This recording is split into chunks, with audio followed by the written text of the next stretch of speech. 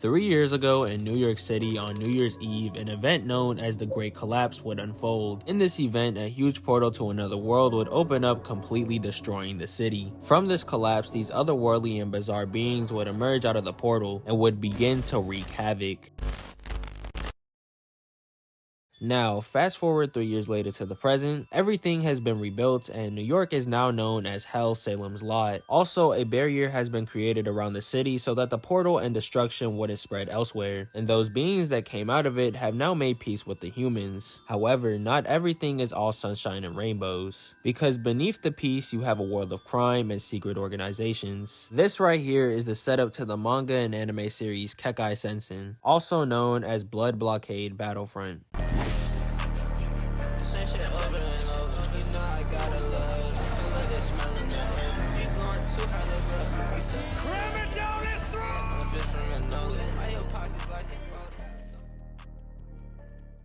Blood Blockade is an anime that came out back in 2015, animated by Studio Bones. It was adapted from its manga of the same name and is by the same creator who made Trigun. Now, this anime was huge when it first came out. Back when I was first getting into anime, it was like one of the hottest new series, and this was for a multitude of reasons that I'll get into later. But for those of you that have never seen or heard of it, you're probably wondering just what is Kekkaisensen about? And the answer is honestly a bit more complicated than you may think. The story centers around our main character, Leonardo Watch, who's on a mission to retrieve his sister's vision, which was taken away by a deity from the other world. This was at the expense of him receiving the all-seeing eyes of God. And now, in order to get her vision back, he joins an organization named Libra to get closer in achieving his goal. But this path to achieving it isn't the most linear. You see, Kekkaisensen is a very episodic anime, and some of the episodes can be very fast-paced. Like, you could be watching a side plot taking place in one moment, and then the next 3 minutes the show will throw 2 more at you. And in some cases, they can revolve around completely different things. Now, this isn't an easy thing to pull off, and it could leave the viewer feeling a bit lost or finding themselves having a bit of trouble when it comes to following the story. But if I'm being real, for the most part, I'd say Kekkaisensen did a pretty solid job at keeping me invested into each episode. And a huge part of this is due to one of the series' strong suits, being its characters.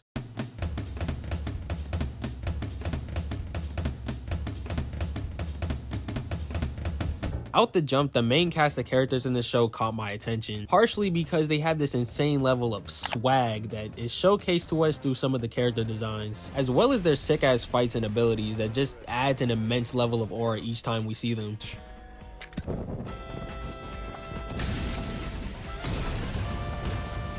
God damn, Zap is such a cool character. Most of the character designs are not just memorable, but also match the characters' personalities. For example, you got Leo's sweatsuit, which matches his chill and normal guy demeanor. Klaus, on the other hand, the leader of the organization, rocks a more sophisticated look, perfectly matching his more serious personality. And then of course you have Zap, whose whole design serves one purpose, and it's to just look as badass as he can, flaunting off that Rick Owens leather jacket as he should. But I'd also say his design sort of matches his more rebellious and impulsive attitude. And of course there's more members of Libra who I could bring up, but I'm sure y'all understand my point already. Speaking of personalities though, the other thing that made the characters stand out for me was of course their writing. Each of the main characters have their own interesting stories, most of which are completely different from one another. But what I really found interesting was just how their dynamics and interactions with one another were handled. For example, when Leo first joined the organization, he didn't seem to fully fit in, nor did he really have the amount of experience everyone else did. But slowly as the show goes on and he continues to spend more time with the team, this eventually changes, and he forms some great relationships with some of the other members like Klaus and Zap, and even gaining respect from the rest of the organization. And really as a whole, Libra starts to feel like one huge crazy family. They may be a little dysfunctional at times, but they sort of blend well with one another, and that's what made the main cast so memorable for me. Moving away from the characters though, another one of Kekkaisensen's strong suits is the aesthetic.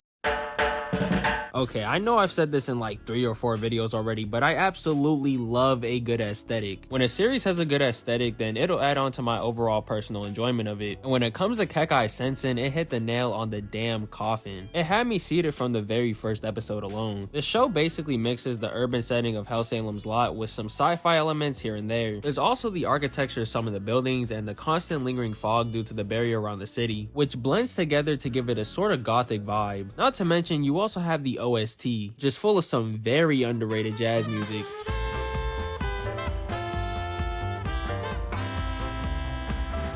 before doing this video, I genuinely forgot how solid this show's OST was. But anyways though, I think the atmosphere and the OST go hand in hand. It makes me appreciate the show's overall aesthetic even more. Salem's Lot as a whole is just a very cool setting. Just like New York City, it's still a melting pot. However, this time it's a mixture of humans and all the weird, crazy creatures from the other world. This whole city is just so random and full of all types of surprises. But that's part of the reason why I like it so much. The place just feels so alive. And I can't really explain it, but in a way it feels like its own character. That may sound weird to some of you, but to those who have seen the anime, I'm sure you get what I mean. Now, with the two main strong suits out of the way, just how good is the show's story? The first season of Kekkaisensen gets us familiar with everything, while also containing its own anime original arc, centering around the lore and mystery between two characters named Black and White. I think that this was a good idea to implement since, like I said earlier, the show is very episodic, with of course the main goal being to get Leo's sister's vision back. But adding another overarching plot for this season made things a lot more interesting, and it would end up concluding by the end of the first season. Now fast forward 2 years after season 1, in 2017 Bones will give the show its second season, this time still being episodic but closing in and focusing more on the main plot. It also covered the rest of the first part of the manga, and around the end of it would start to build up to the third season. But there's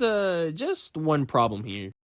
The third season of the show would never come out. Yes, over 8 years later, and this anime still has yet to receive another season. And low-key, from what it seems, it doesn't really look like Studio Bones will be making another one anytime soon. The second part of the manga finished a while ago, and the third part has been releasing chapters for a few years now. So it's not like there isn't more content to adapt. And again, the show was very popular when it came out. The characters were pretty popular, and I still occasionally see edits of the fight scenes. Hell, the ending theme of the first season was so huge and received so many fan animations that it basically had its own mini fandom. But even with all that, the show has yet to continue, and hopes for a new season slowly fade away more and more as time goes on. Even with this being the case though, a new season isn't impossible. Currently we're in a time where we've been seeing quite a few older shows getting new seasons or reboots. Shows like Bleach, Black Butler, and Devil is a Part-Timer each managed to get new seasons around 10 years after they each stopped airing. Even a show like World Trigger, which just had 2 new seasons a few years ago, recently got announced to be receiving a reboot. So with all that in consideration, the chances of Kekkaisensen actually getting a new season are probably higher than they were years ago, and I am sure that it would garner a good amount of hype if a third season does get announced. Anyways though, Kekkaisensen is a show that I think is still fairly underrated. From the characters and aesthetic to the abilities and power system, this show was genuinely such a unique experience when I first watched it, and from all of that, I think it's an anime that deserves a continuation.